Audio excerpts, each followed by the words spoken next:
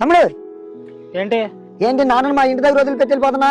నెల అయింది గారా, అందుకే మీ ఇంటి దగ్గర వదిలేసి వెళ్తున్నా. నెల అయిపోయిందా? ఇంకా 5 రోజులు టైం ఉందిగా.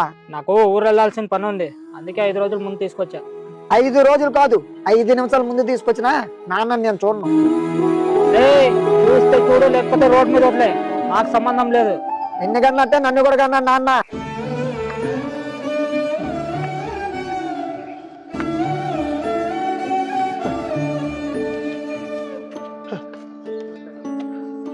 ఎలాంటి పిల్లల్ని కన్నాను.